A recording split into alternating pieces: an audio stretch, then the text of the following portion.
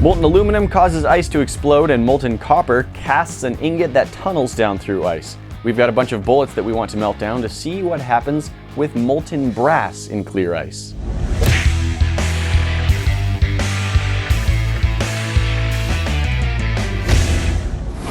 Here's the basic idea. We have a lot of shells we've collected from a gun range that we can melt in our foundry until they're completely liquid. We know that molten aluminum in a block of ice will make it explode, but brass is over 3 times heavier than aluminum and has a much higher melting point. So will it react differently than aluminum, or will the ice still explode?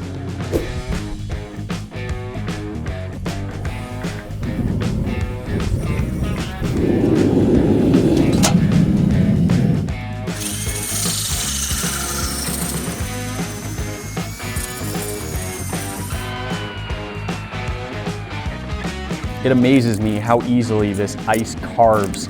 This is just a super cheap, low quality knife. It's not even very sharp.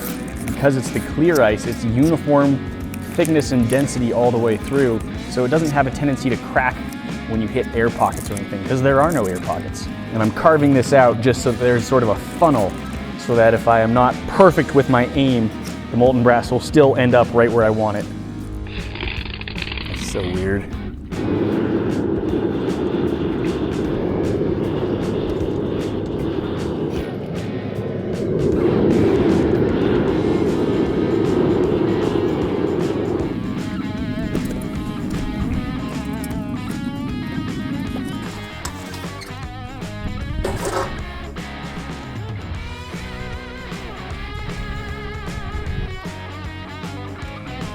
Okay, it's in. Ready?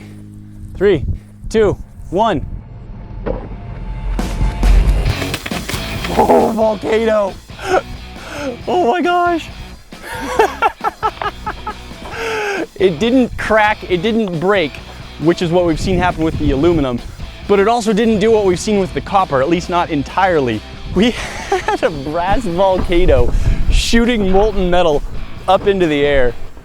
Oh, and some of it did start tunneling down through. There was some that didn't spurt out, and that just tunneled all the way down through. We watched it filling up with water as it was just being melted by the heat, and then once it tunneled all the way through the bottom of the ice, all that water drained right out. Oh shoot, I think the GoPro got some molten brass on it. It's still counting, so it's still working. But yeah, the surface of this camera has been quite thoroughly melted. I don't know how well you can see this, but it is still going. Points to GoPro on that one. Way to go. Way to go, GoPro. I'm funny. So that is really interesting. Copper tunneled its way down through, and brass, which is mostly made of copper, tunneled its way down through. Neither of them caused the ice to crack or explode the way aluminum does. Got a really good eruption out of this brass though. That was fantastic. Oh. Well, there is our cast brass ingot. You can see through the side compared to how narrow that little drilled channel was. It's just like carved its way right down through, widening it all the way as it went until it reached the bottom, and then just dumped out all of the liquid in it. I don't know if it's just coincidence or not that the bottom of this ingot is still sort of the shape of the drill hole. When I drill into the ice using this spade bit, it makes one lowest point and then just generally a flatter area. And the bottom of our brass ingot that we've just cast is almost that same shape. So I'm wondering if that solidified first and then the heat of the other brass behind it just kept it hot enough to keep melting its way down through. Our brass tunneled really well through our block of ice, but it survived. We can't have that. First, I'm gonna try taking this heavy chunk of brass and throwing it down at the block of ice as hard as I can. And if that doesn't work, I've got Bessie here.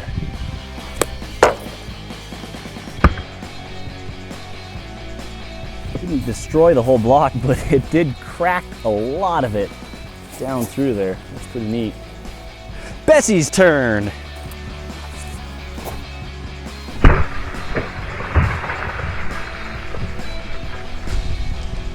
That is so satisfying.